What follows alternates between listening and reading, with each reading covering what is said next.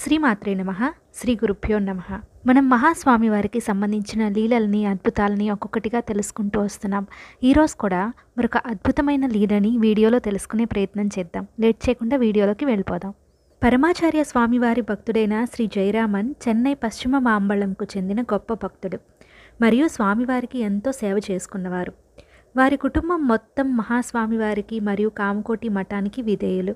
పశ్చిమ మాంబళంలో ఉన్న శంకర మఠం భూమి విరాళం కోసం వీరు ఎంతగానో సహాయం చేశారు. అయితే ఒకసారి మహాస్వామి వారు ఆంధ్రదేశంలోని సుబ్బనాయుడు కండ్రిగా అనే గ్రామంలో మకాన్ చేస్తున్నారు.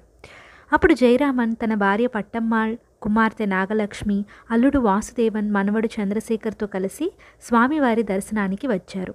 మహాస్వామివారు ఆ పిల్లవాడు చంద్రశేఖర్ను ప్రేమతో దగ్గరకు పిలిచి అతని వివరాలు, చదువు గురించి అడిగారు.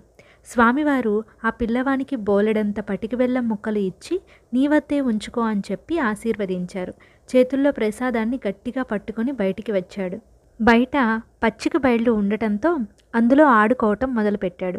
దగ్గరలోనే పెద్ద మెట్ల బావి ఉంది. ఆడుకుంటూ అజాగ్రత్తతో అందులో పడిపోతాడు చంద్రశేఖర్. అక్కడ బావి ఉన్నట్లు బయట వారికి కూడా కనపడదు. బావి ఎక్కువ లోతు ఉండి ఎక్కువ నీళ్లతో ఉంది. ఆ పిల్లవాడి తండ్రి వాసు పిల్లవాడి కోసం అంతా వెతుకుతూ బావి వద్దకు వచ్చాడు. బావిలోనికి వెళ్ళడానికి మెట్లు ఉండటం గమనించాడు. పిల్లవాడి చొక్కా మెట్ల వద్ద ఇరుక్కొని ఉండటం కూడా గమనించాడు. ఆత్రంగా మెట్లు దిగి ఏమిటా అని చూస్తే అది తన కుమారుడే అని గట్టిగా అరుస్తూ పిల్లవాడిని పైకెత్తాడు. అక్కడ ఉన్న వాళ్ళందరూ పరిగెత్తుకొని వచ్చారు. అపస్మారక స్థితిలో ఉన్న ఆ పిల్లవాడిని పైకి తీసుకువచ్చి ఎడ్ల బండి చక్రంపై పడుకోబెట్టి కడుపులో ఉన్న నీటిని బయటికి తీసేశారు.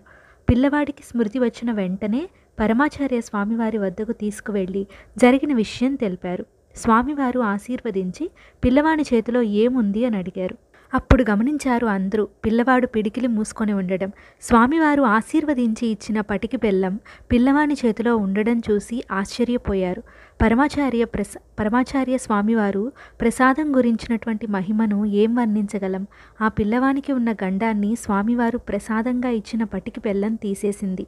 ఆ పిల్లవాడు పెద్దవాడై మంచి ప్రభుత్వ ఉద్యోగం చేస్తూ స్వామివారి ఆశీస్సుల వలన జీవితంలో స్థిరపడ్డాడు. మరిన్ని ఆసక్తికరమైనటువంటి అంశాలను తదుపరి వీడియోలో తెలుసుకుందాం.